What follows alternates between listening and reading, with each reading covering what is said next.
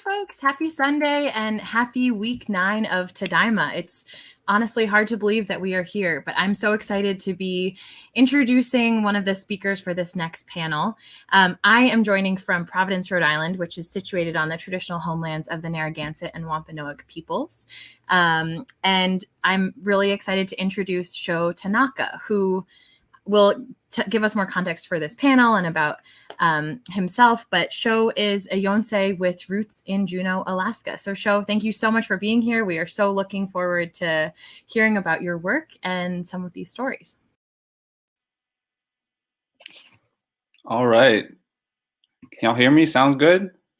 Hello, everyone. My name is Sho. I'm coming to you from the Wasanich and Lekwungen territories on Vancouver Island. Before we start, I want to acknowledge the land defenders, Indigenous plant knowledge bearers, language revitalizers, frontline workers, ones who sit with the elders in prayer, and all others who are currently using their minds, bodies, and spirits in the work of decolonization. I think it's something that we're called to really turn our attention to, and it's something that hopefully we'll be looking a little bit more in the context of the incarceration historically and then contemporarily. So my roots, my grandfather grew up in Juneau, Alaska. My great-grandfather, Shonosuke, immigrated from Fukuoka and started the City Cafe and in Juneau. And so I have spent some time reconnecting with that family history, and in the process have met Paulette, who we'll be speaking with later, and have realized that there are a lot of connections and intersections between the Tlingit community and the Japanese American community. And so we're going to be taking some time to sort of think through what those mean and how we can sort of deepen our understanding and knowledge of them. So you can cue the first slide and we'll get going. So there's Paulette. That's the second slide, actually. That one's, I don't have anything to say about that one. So yeah, so I think to start off, I just wanna like really think a little bit more about what relations mean. And I think colonization and the process of history that we've inherited as people of color, as Indigenous people, as Black people, has been really about fragmentation. And so if you look at the process of the incarceration, it was really about destroying and fragmenting the Japanese American community. People were taken from their homes, people were taken from their families. And then there's also the fragmentation that occurred on more of a spiritual level. And so people were fragmented from their histories, they were fragmented from their memories. Elders were fragmented from their children. And, you know, you have this sort of, this loss that's very profound. And we're still, I think, you know, this is one of the things that the pilgrimage and Tadaima is doing, is undoing that sort of fragmentation that has become part of daily life. And so it's beautiful to undo that fragmentation, but it's serious work. And so I think, you know, as we begin to do that, I think one of the other things that's been lost that I think is really crucial, and I think we're just beginning to realize, is that our connection with the Indigenous people whose land that we've come to settle on is something that has really been destroyed. And I think as Japanese Americans, you know, when we tell the story of our ancestors, we often don't even acknowledge the people whose land we've came to settle on and the people whose land that we're on in a contemporary sense. And so I think that, you know, it's a land acknowledgement is one thing, but I think that the actual building of deep relationships is something that we're still have maybe visioned and would like to do, but there's a lot of work to be done. And so I think when we talk about the incarceration, you know, our ancestors came and they fished these lands, they farmed these lands, you know, they built cities on these lands. And oftentimes the Indigenous people whose lands these aren't even part of that story. And I think that loss in relation, that loss in understanding where we come to, because we've been focused on white histories and white America, means that there's a profound fragmentation and a profound loss. And so I think that this time we're being called to ask, what are our responsibilities as settlers? and how can we tell our stories in different ways. And it doesn't mean necessarily to vilify our elders, but it is to say that they came and were complicit in processes of colonization, and were complicit in industries, logging, these sort of things that were about sort of taking the land and harnessing it without permission and without consent of indigenous peoples. And so now it's our time to sort of rethink how we tell these stories, because that's how we transform history, because we have that ability to sort of say, okay, this is what happened, but what happens if we look at it from a different lens? And so that's sort of what I'd like to do today, and we'll talk with that Paulette later. But what does it mean to ask and center Native Alaskans, specifically today Tlingit people, in the story of the incarceration? And so, when we talk about our history, we talk about California, Alaska, Washington, but what does it mean to talk about the Native peoples whose lands we're on? And so you can see this map of Alaska, the orange in the bottom right-hand corner. I think that's how y'all are seeing it. That's Tlingit territory.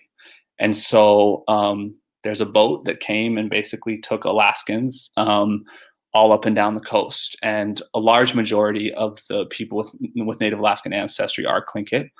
So that's whose stories I'll be focusing on today, because that's also the places that I've made connections and have built relations. And so, I think that that's sort of the grounding for the work that I hope we can do today. All right, next slide. So when we talk about relations, this is a little bit of a tangential story, but I really want to give Shoki Kayamori a shout out. Shoki was known as the Picture Man, and he was a migrant worker who came and settled in Yakutat, Alaska. And he was a photographer. And so because he was a photographer, he was particularly surveilled. And it's actually said that right after Pearl Harbor was bombed, there were these people who came and beat him up. And we're not really sure who, but it sounds like it was some sort of government officials. And, he had a lot of photos of the coastline, potentially. He had, but he also had a really deep relationship with the Tlingit community in Yakutat. And so you can tell, right, like if you look at his photo collection, that he worked really closely with the community there, and he documented their, and it was a time of deep colonization. So he documented their sort of colonization, but also their cultural lives. And so it's a tragic story though, because he killed himself. I think that he knew that they were coming for him, and he didn't want to see whatever was to unfold. And so they found him dead on December 9th, just after Pearl Harbor. And so Shoki Kayamori is someone who sort of exemplifies a relationship, and not through, I think often the relationships we're talking about are through marriage and through kinship and through birth. And that, I think, is the normative dominant story, but his is a more sort of individual story. And so he was actually the first loss and to both the Japanese Alaskan and also Native Alaskan communities. And so his photography though lives on. If you go to the next slide, this is just one of many photos. There's a book called Picture Man. There's also an academic article that's been written about him. So if you're interested, I definitely recommend checking out his photography, because it provides a really beautiful look into Yakutat and Southeast Alaska at the time, pre-war. So yeah. Okay, next slide. All right, so basically, to sort of ground our conversation, there's a group of around 50 people who are part of Native Alaskan families.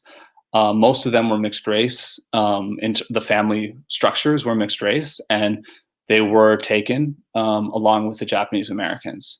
And they sort of formed, many of them were taken to Puyallup and then off to Minidoka.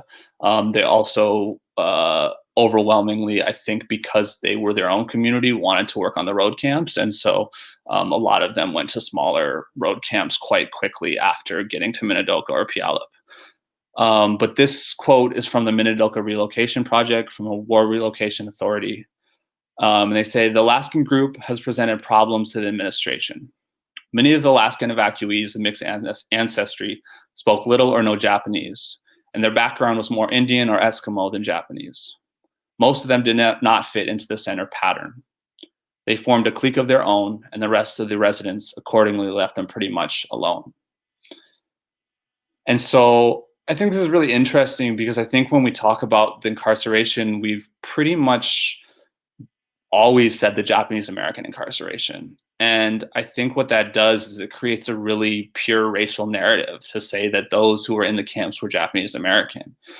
And I think that then we have this story sort of, the first generation were these pure Japanese people, and then the Nisei and then the Sansei started to have mixed race marriages. So by the time we get to the Yonsei and the Gosei, my generation, we have mixed race people. And I think that that's a false narrative because people have always been having relations and having sexual relations across communities. And so I think that that's a really key thing, is to say that actually, back in the wartime, there were interracial relationships, and those interracial relationships actually, played out in the dynamics in camp. And so, so I think that the Alaskan story, and specifically the Native Alaskans in camp, asks us to question that idea when we speak of the Japanese American incarceration, and actually say that there are other people there, and not only were there other people, that those people were often marginalized within the sort of dominant narratives that we tell.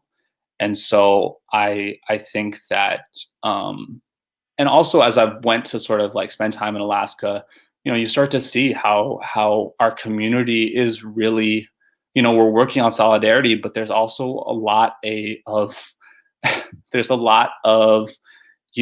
fear of the other. And so I think that a lot of Alaska Natives have had to work harder to be included in our community. And so I think that especially when we look back in the wartime,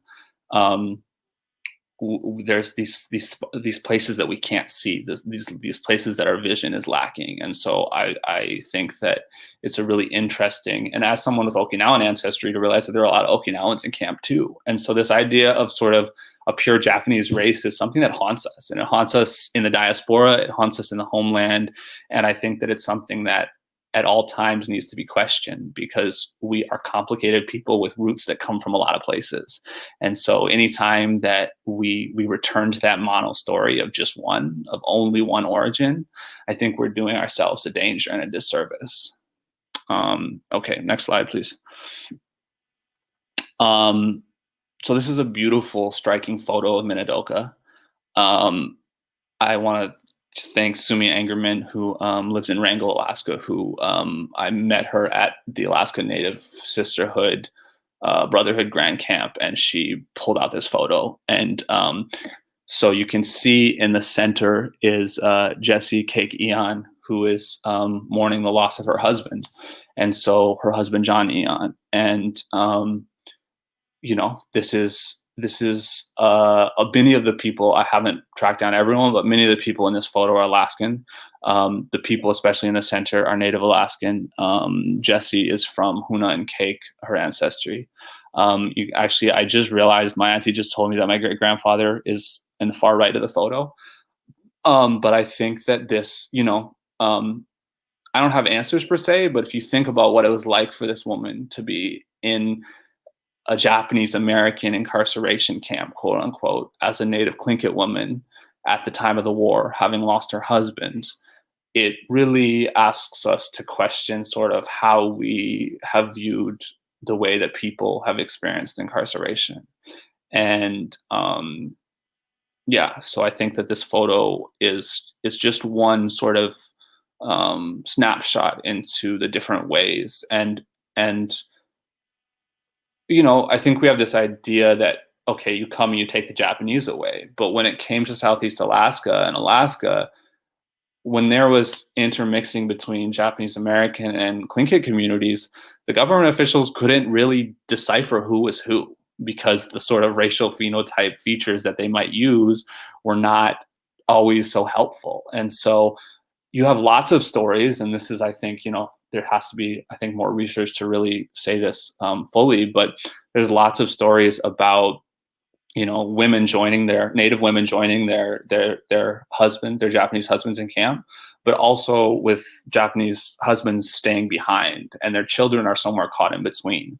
And so you sort of have this idea where they tried to figure out how to use the model that they're using other places, but it sort of fell apart. And so this is one case where this woman, Jessie, she went to Minidoka, and she, spent her years. I think this is later in the war, because my great grandfather returned from Lordsburg. So so I think that this is a really powerful photo. So I'm grateful for Sumi for passing that on. All right, next slide, please. Okay, so Paul Ozawa is a very unique story. Paul is unique in that his incarceration was not due to either having quote unquote Japanese blood or being married to a Japanese person. Paul understood himself as a Tlingit man, and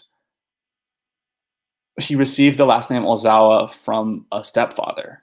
And so, according to narratives of Blood Quantum, he wasn't quote unquote Japanese. But when the government officials came, they saw the last name Ozawa, and he actually had two half brothers who were Japanese. And I think they sort of, according to his narrative, actually, he said that they sort of were like, yeah, take him too. And so Paul Ozawa sort of entered into this really difficult relationship with the Japanese American community because, it was a hard time, but there was this sort of understanding of kinship and this understanding of, you had your family, or you had your countrymen or your fellow ethnic people to look out for you. But Paul Ozawa had neither of those things. And so what happened is they took him down to, he was in Sitka. They took him down, and they wanted him to speak Japanese, but he didn't speak any Japanese. He spoke Tlingit and Haida. And so I'll read this quote from him. "By golly, I'm sure disgusted with everything. I just don't know what to do with myself. All the troubles have come at once, and it is the fault of that dumb General DeWitt. He says that I'm a Japanese, and that's why we were kicked out of Alaska. I hate the Japanese because it has caused nothing but trouble for me. I just have a Japanese name, and I don't have any Japanese blood in me. You can go down and ask the Indian Department, and they will tell you it's true. The only trouble is that I can't find any written proof of it because I don't have a birth certificate. They never took birth certificates in the town I was born in. I never knew any Japanese until I was sent down in the army transport to Puyallup." So Paul Ozawa was one of the people that was interviewed as part of a relocation survey done by a white academic supported by some Japanese American academics. He was interviewed in Chicago, and he tells his whole story. And it really illuminates the fact that, we've told the story of the Japanese American incarceration as one where we've experienced racism. But Paul Ozawa's story shows that we're just as capable of being racist. And so, I'll read this other quote real quickly. He says when he got down to Puyallup, when he went to the mess hall, everybody was gawking at him. And there was a white lady who was married to a Japanese there, and she was the only one who was friendly to us. By golly, we sure felt homesick. I was so down and out that the whole thing was a nightmare to me. So I just want to take a second to acknowledge his spirit and realize that, what would it have been like to not sort of rely on those ethnic networks that were so crucial in how Japanese Americans took care of each other during the war. What was his, and what does that say? That the people whose land that we've come to settle on, if they were at these camps, Paul had darker skin. Paul was, was more racialized in the sort of contemporary sense of the white supremacy hierarchy. And so I think that, there was a lot of hatred. And what happened is he was caught in between because they were trying to fit him into the War Relocation Authority, but he wasn't really Japanese, and the Bureau of Indian Affairs wouldn't really deal with him either because he was no longer seen as an indigenous person. And so he was caught in this sort of purgatory, which followed him from having a Japanese stepfather who deserted him to his time in Puyallup all the way to Chicago. And so I take his story as a really chance for us as a community to humble ourselves and say that as much as we received hatred, we were also capable of giving it out. And I think that really asks us to approach history a little bit differently and to sort of, there's a victim narrative that we can fall into. And I think that that's only useful to a certain extent. And to a certain extent, we're being called to ask, what are the prejudices that our community has harbored and still harbors, and how did those get enacted? And maybe Paul was only one out of thousands and thousands of people during the wartime, but that to me is just, if you center his world, it really, I don't know, it's a heavy story. And so what I want to share with you next is an interview that I did with his daughter, Rhonda Ozawa. So Rhonda Ozawa, I met her through Paulette, who I'll be talking with shortly after, and she introduced me to Rhonda, and Rhonda basically sat down and just told me this really beautiful story. And so I did an hour interview with her, but this is just a 6-minute excerpt, but it gives a good look into the way that her family experienced incarceration. And I hope that you enjoy hearing her words. So so this is Rhonda Ozawa being interviewed in Sitka, Alaska, around 5 years ago.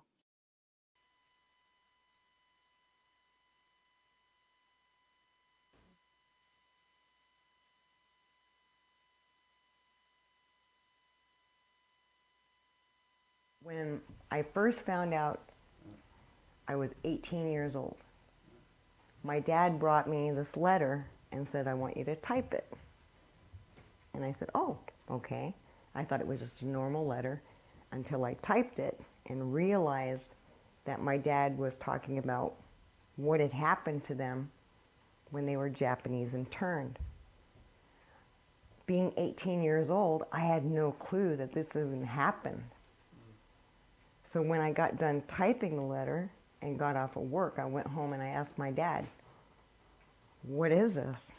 And he's like, Rhonda Sue, just don't worry about it. And I was like, no. What happened to you and Mom? And he was like, just talk to your mom. So I went to my mom and I said, Mom, why? What is this? And she was like, Rhonda Sue, what happened in the past is in the past. There's enough hatred in this world. We didn't want you to hate.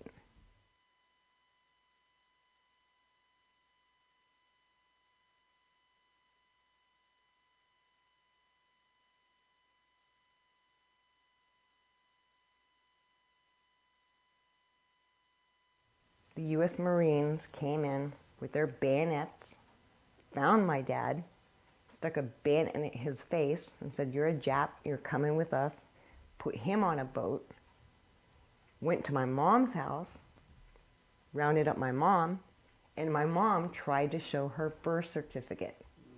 And they were like, no, you're a Jap, you're coming with us. Everything in the house was left. I have no clue what happened to all their treasures or their belongings. All I know is my mom said she only had time to put her coat on, and she was put on a junk, she called it. They met up in Seattle, and my mom was pregnant with my oldest brother, Richard. And she said, to this day, even though my mom's in heaven, she'd probably never eat rice again, because that's all they gave them was rice and bread. But there was other families, I guess, that handed fruit through the barbed wire. And my mom said the U.S. Army came to my dad and said, Paul Ozawa, you're going to speak Japanese for us and you're going to help us. My dad said, no, and started speaking fluent Tlingit to them. And they're like, well, you're no good to us. Same with my mom. My mom couldn't. She spoke fluent Haida, but no Japanese. But the U.S. Army said, okay, we don't want you here no more, so we're going to ship you to Montana to work on a farm. So they relocated my mom and dad from here, shipped them from Seattle, where they got off the junks, went to Montana, Havre, Montana, where my brother Richard was born, the oldest brother, and basically worked on the farm.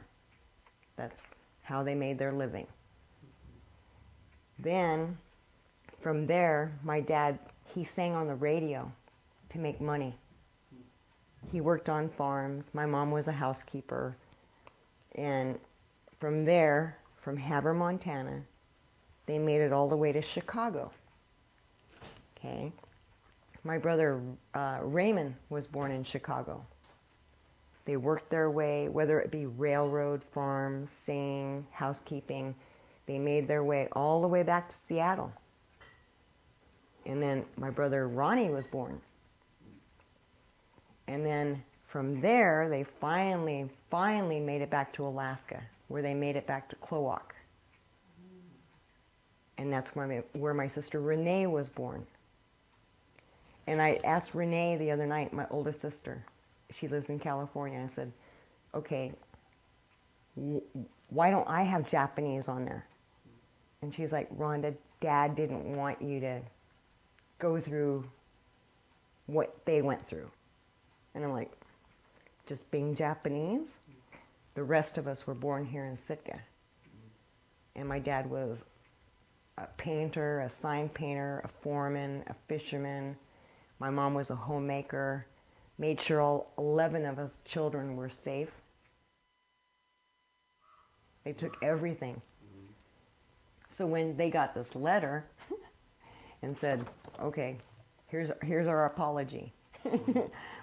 Like I said, my mom just threw it at me and said, you can burn it.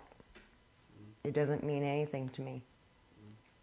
And I was like, Mom, you know, that's an important letter. And she's like, no, not from what they did to us, what they took away from us, what they're making us have to tell our children, you know.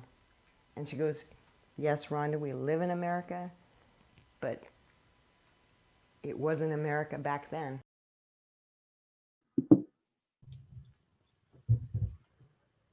All right. So thank you to Rhonda for sharing those words. And I just want to uplift her story and say that I hope that when we think about what it means to make and create Japanese American community today, that we hold her story in our hearts and we think about the ways that we have maybe not always welcomed people, and you know, she's a bearer of her family story and has done a lot of work. And so I hope that over time she's able to really let that story unfold and take flight. And so, yeah, so hi, Paulette.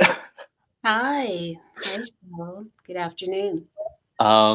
So now's the time where we get to talk. This is I guess the COVID hangout. This is really good. So I mean, I'll let Paulette introduce herself, but I'll just say briefly that, you know, I met Paulette I think 8 years ago now or something, a long time ago, and Paulette just sort of took me under her wing and welcomed me back to Alaska. I think that, you know, all of my ancestors have left Southeast Alaska. And so I had this sort of calling to do work in conversation with them, but didn't necessarily have a home there.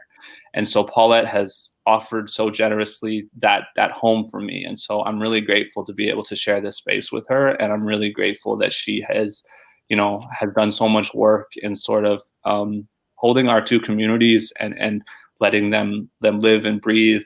We have a personal connection in that my great grandfather and her grandfather both worked in the restaurant industry in Southeast Alaska, and so we don't quite know exactly their connection, but we know that they probably cooked some good maybe Chinese food or Japanese food together, and so we hold that as we work together, and let them pull some strings and guide our way on this journey that we're on, and sort of exploring the past. So, Paulette, do you want to just quickly say a couple words and introduce yourself?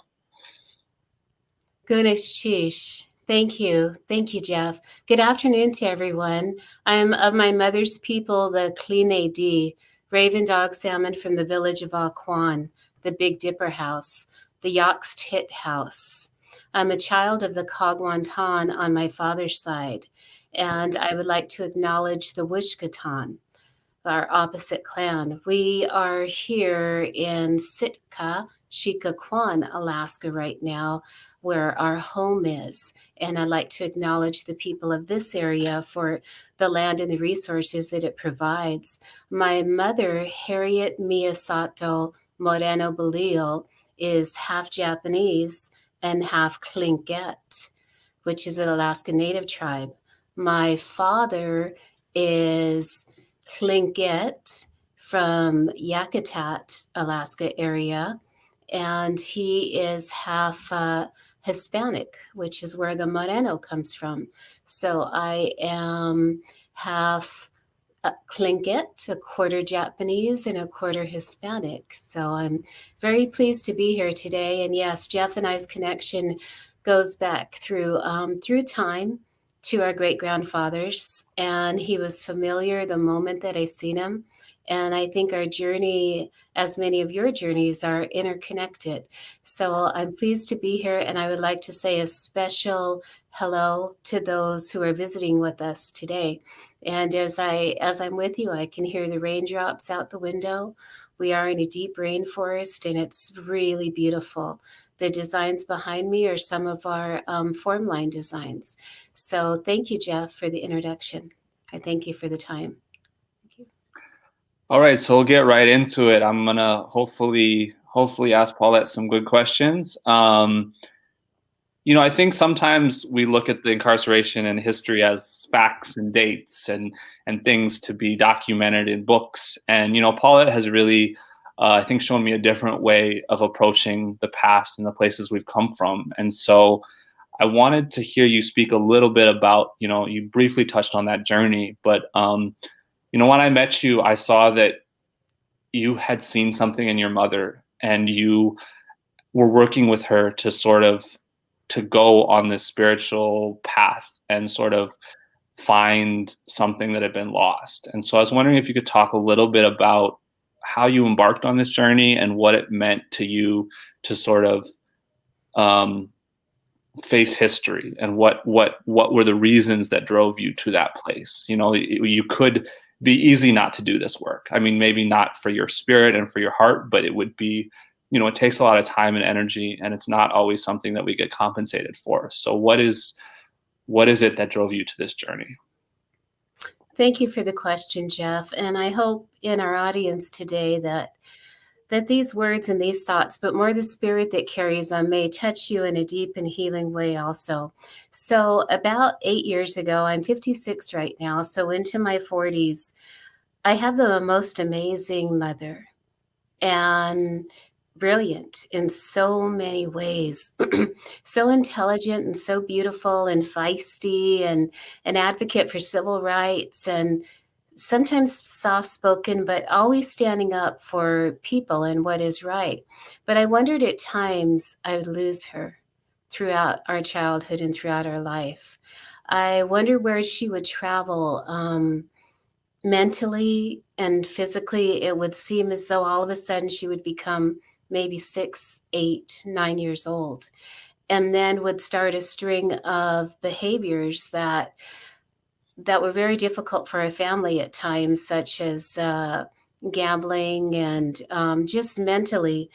If we had lost somebody in our family or in our community, that seemed to be a trigger. So I knew through doing healing work with my father and with others who were so kind enough to teach those ways, that the spirit has a journey also.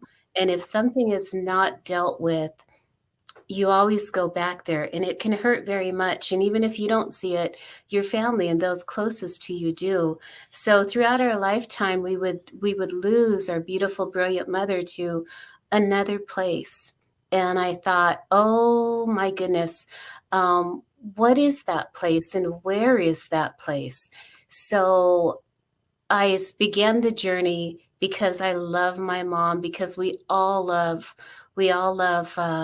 Harriet, my mother, so much. I wanted to help her, if at all I humbly could, to become complete again. And I realized that we didn't know one single member of our Japanese ancestry beyond our immediate family. And I have the kindest, most gentle grandfather, Kamichi Miyasato, which, if you're looking at the screen, he is direct in the back row, directly above the little girl with the bow. That is Kamichi Miyasato. So he is full-blooded Japanese, and he married my mother. So what was the story? What happened to her as a little girl? So to answer your question, Jeff, it began because I wanted to go back to whatever painful place it was to rewrite her story now so that it would end in a healing and a complete person, but tell the truth of what actually happened. So thank you for the question.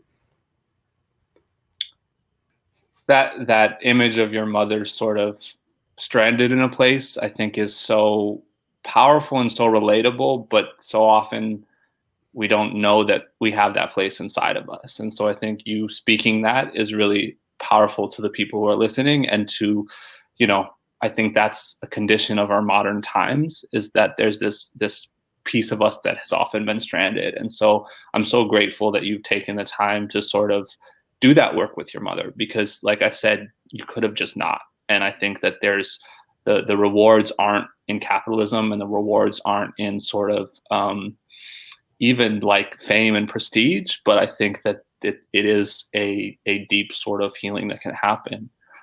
I'm wondering if you could talk just a little bit about those specific emotions that, when there's that part of ourselves that's lost in that place, what are the emotions that sort of might translate into the outer world? And so when you've been dealing and working through this history, I personally would say sadness is one of the ones that I think for me is just like, some days you just sit in sadness for a long time. And that's part of ancestral work, is to say that, there's this sadness that the ancestors had that we have to process. And so I'm wondering for you in your journey, what those, just emotional, the texture of that has been like, and what have the most powerful or strongest emotions been?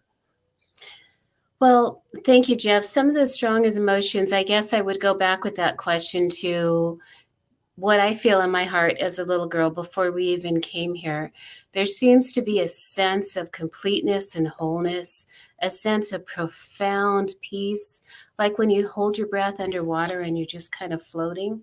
There's a solidness and a sense of peace. As we grow and we journey and through childhood and experiences, the perception of the world from outside that looks inside at our soul and begins to judge us and tell us that we don't measure up to par begins with the shame and the hate, the rock throwing, the prejudice, the name calling, the many other things.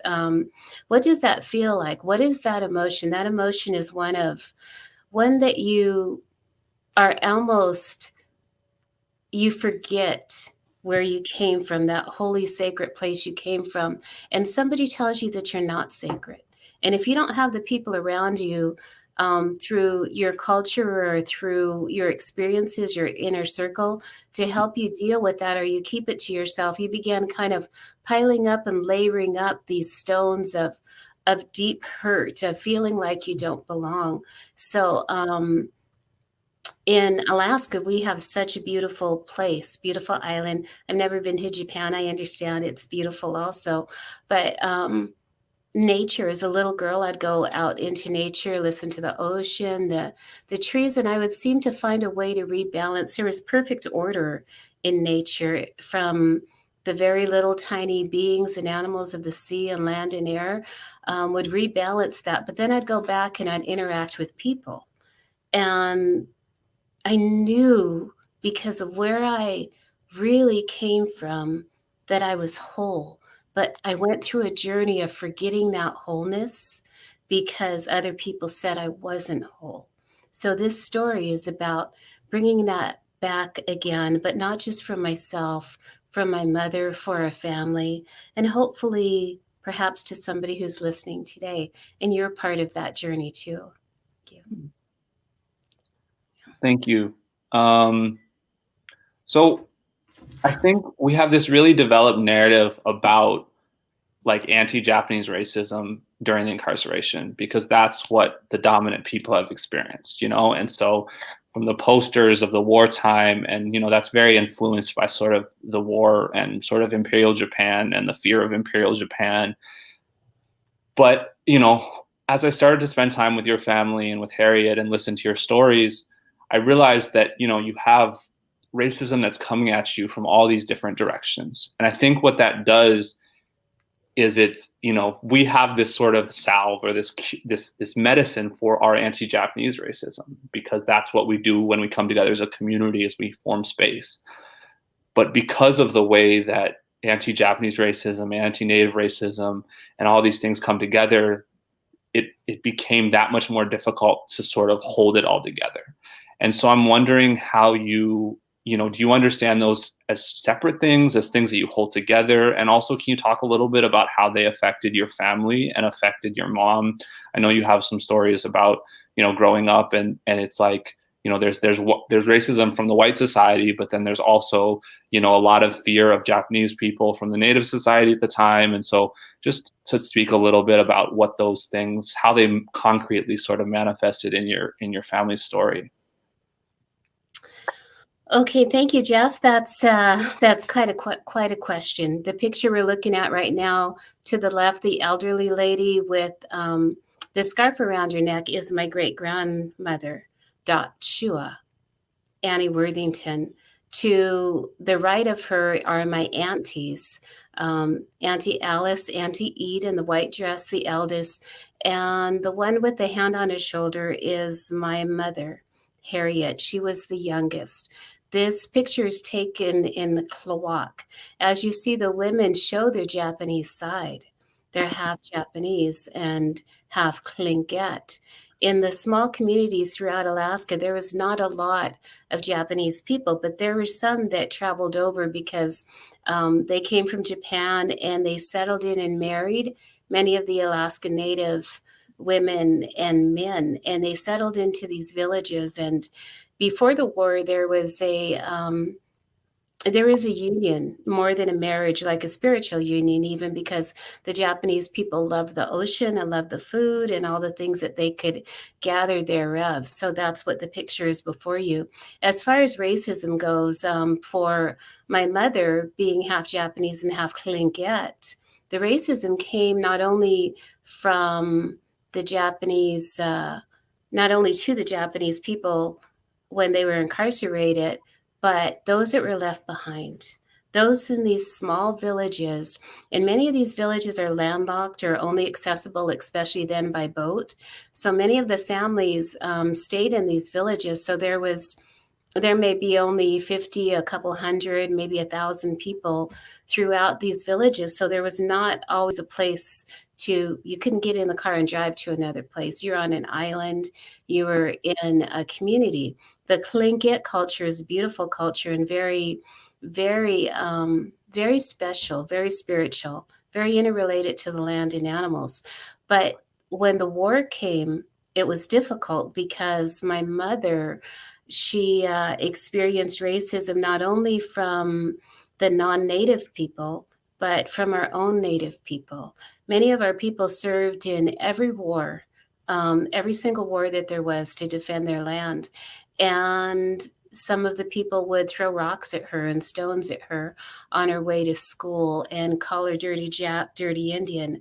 I think it was really hard for her to go from being a peaceable, somewhat childhood, accept it, and the Japanese people being accepted in these small communities, to all of a sudden having war hysteria and being called names. And nobody told her why. Nobody told her what was going on with the war. So she had to internalize that, her and her brothers and sisters. In the middle here is her eldest brother, Benny, and he's with some other men. And there was alcohol in those days, and there was many other things. But I think for me, my grandfather never talked about it, and neither did my mother or my uncles. It wasn't until recently, but I knew there was some sort of story there. And my father, being Hispanic, he was taken into a boarding school very young, at 3 years old, and he was raised in a Catholic boarding school, and that was extremely difficult. And my mom was at Wrangell Institute, then at Mount Edgecombe. So right away, somebody told my parents, Jeff, that because of their culture, because of their race, because of the way they came from the universe to this world, that they were less than. And what did they do, though? They turned around and became amazing advocates for civil rights. They raised their children to stand up. My mom said, you're not better than anybody else, but you're just as good. And we heard that throughout our life, but it wasn't until later, after we started achieving things, that I wondered where that came from. And now I understand a little bit more about their childhood. It's because they went through so much as children. And even though we didn't hear the stories then of the mission schools, the incarceration, I understand now why she says you are just as good as a person next to you, in the humblest way, but powerful nonetheless. Thank you. Thank you.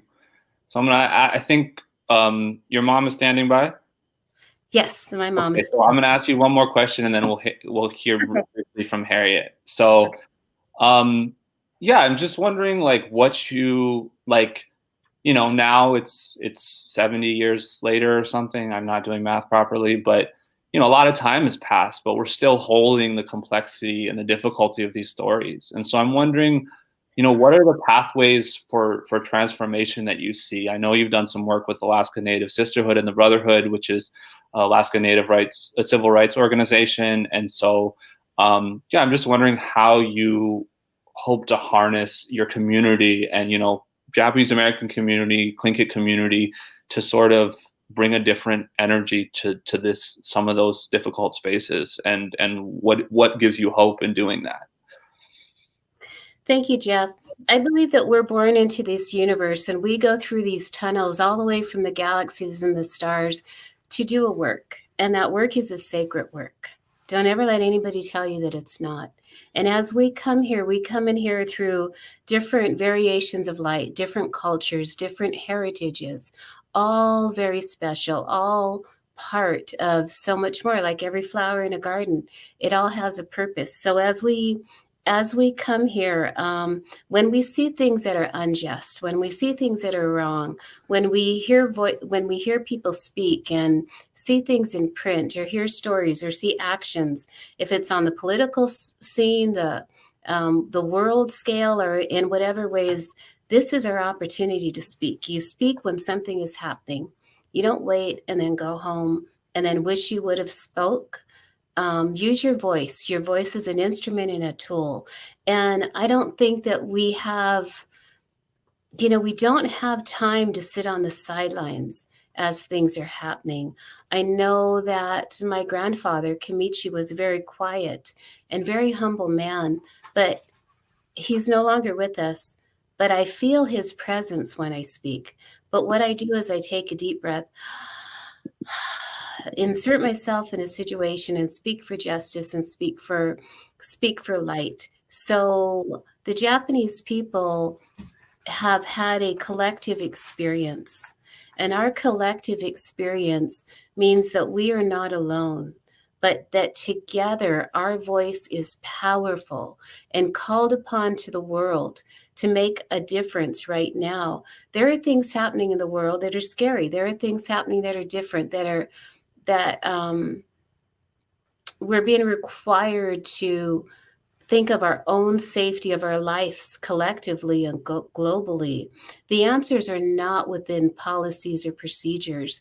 The answers are within our experiences. So what is it that the Japanese people, the Tlingit, the Native American, the Asian, the Hispanic, the Filipino, all the different cultures, what do we have to offer to this conversation?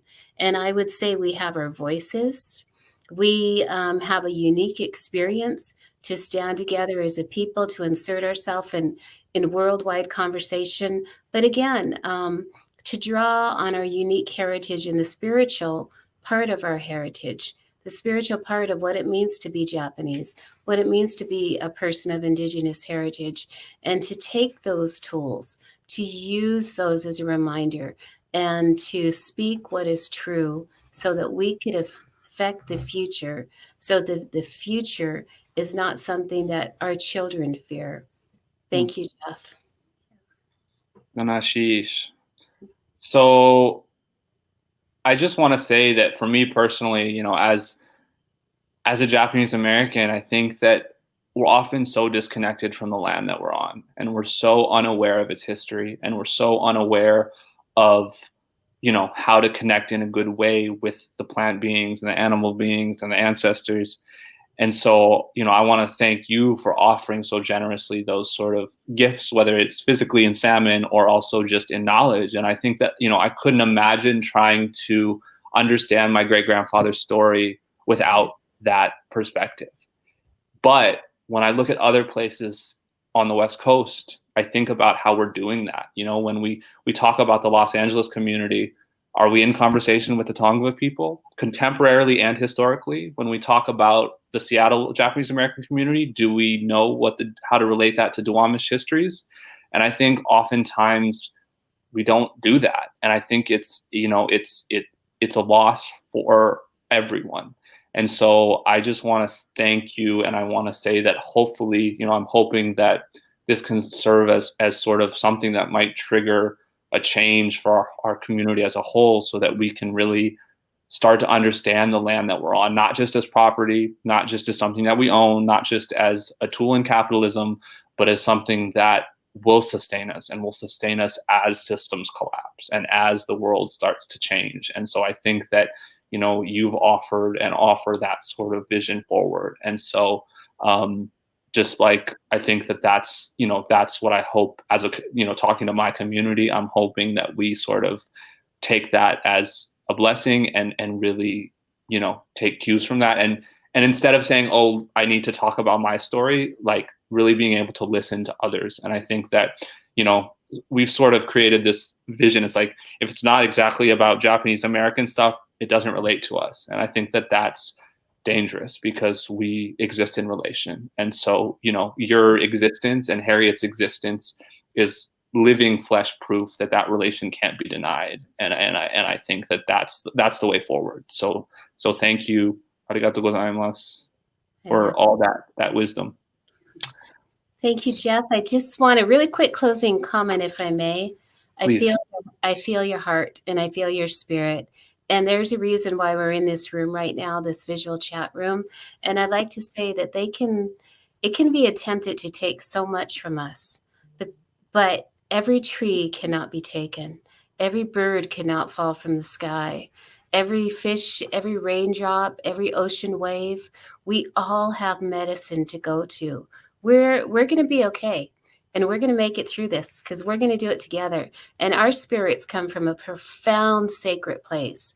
And when we know that, and we acknowledge that, we are going to show the way and the light. So thank you for this time, and thank you for bringing me forward to Japanese people.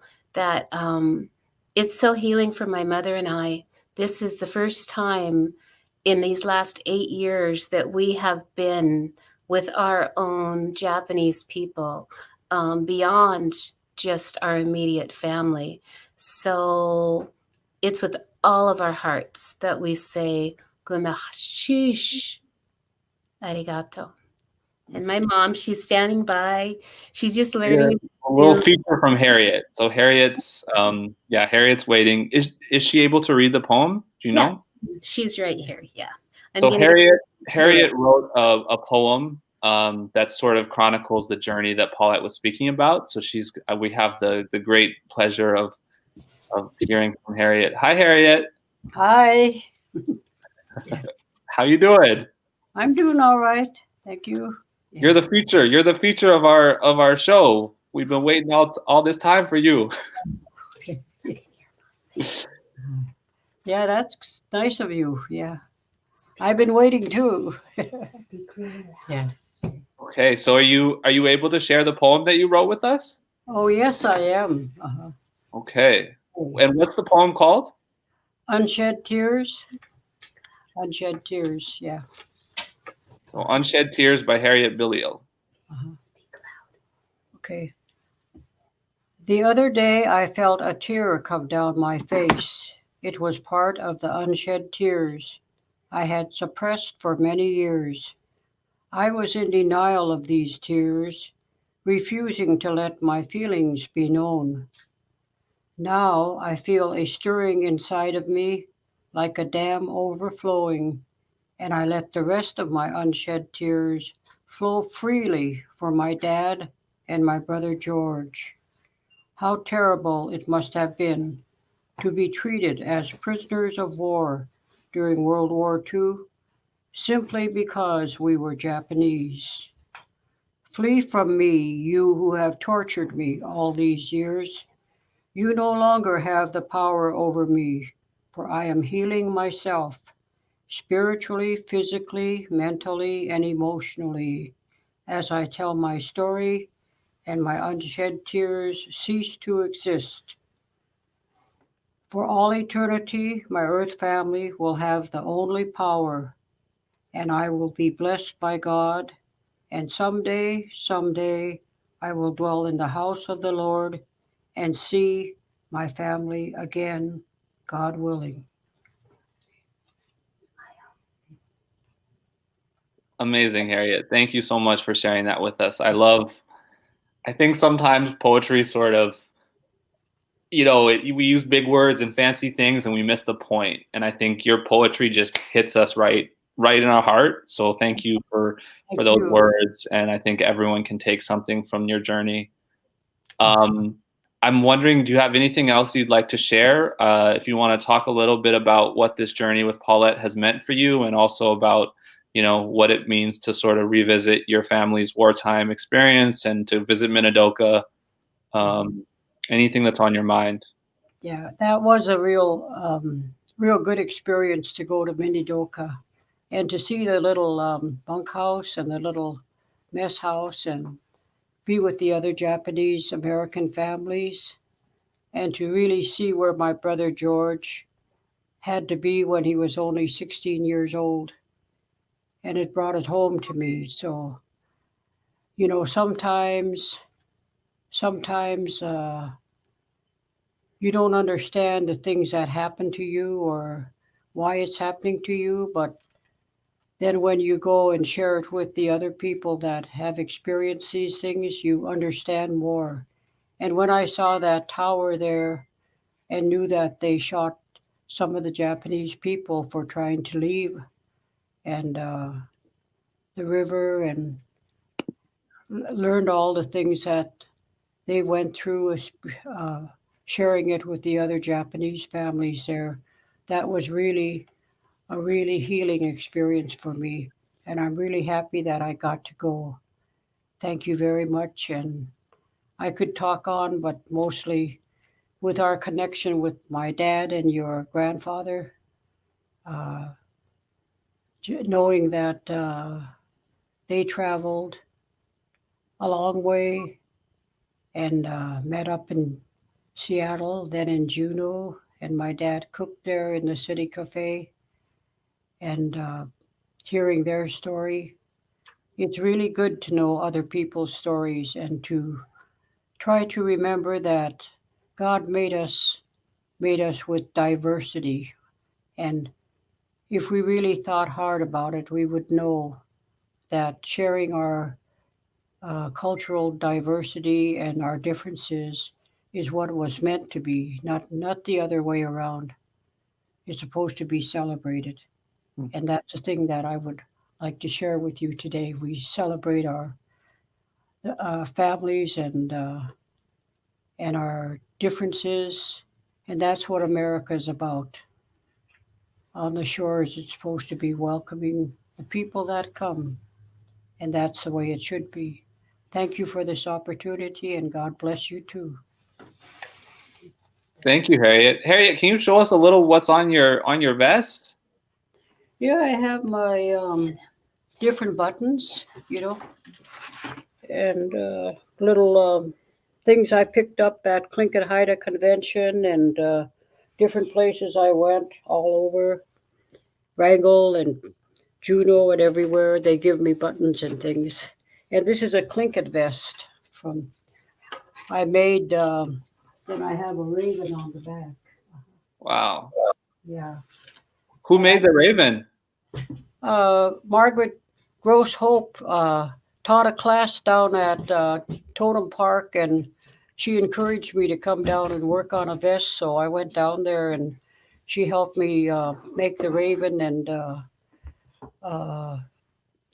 learn how to sew and everything, because I didn't really like to sew too much. Yeah, but yeah, they had that class down there at Totem Park for a long time, and people went down to learn how to make the Tlingit blankets and the vests and everything. And to this day, they still have the ones that took her place, Sarah Williams and Maria Guthrie, that still teach and show the tourists the blankets and everything, that because the Tlingit people have a rich culture too, as I think you saw when you were up here. Mm-hmm. Yeah. All right. Well, thank you so much for being the star of our show, Harriet. Thank you very You look much. good. You look like you're getting younger every day. Thank you. All right. Okay. Is Paulette gone? I think we're good. I'm right here. Oh, you're right here. Okay. Yeah. She's So- pretty cute, isn't she? 86 years old. She runs circles around us. Amazing. All right. Well, any last words you'd like to share, Paulette, before we wrap up? We didn't really have time for questions, but I think that we touched on a lot of things that people might have asked about. So Yeah. I would say that making this journey for our loved ones, our parents or our grandparents, really will affect how our message to our children. And please take this healing journey. It's long and it's hard, and sometimes it'll be difficult to see the pain that is in the ones you love. But I can say, just through my own experiences, that it's worth seeing that pain, and it's worth putting healing salve on that plane so they can have a better life. And my mom is a healing story, and I hope to hear others' healing stories. So have courage and take that journey with those that you love. And Jeff, when you do come back to Sitka, we have some seaweed for you, some red ribbon seaweed, some salmon, halibut, many different things. So we can cook just like our great grandfathers did. Yeah. So the message is have courage, be strong, tell your story, and go to that painful place so that your loved ones don't live the rest of their life in pain, that they live their life as they were intended to be, a complete and whole soul from the universe sent here to Earth to leave here in a good way. So it's worth the journey. Yes. All right. Well, I can't add anything to that. That's what it is. So thank you so much, Paulette, and thank you, Aaron, and everyone else who's been behind the scenes in making this happen. It's a great way to be able to share. So yeah, everyone, and thank you for listening and being our audience and witness to this journey. That's Okay. Thank you too, Jeff. Thank you. All right.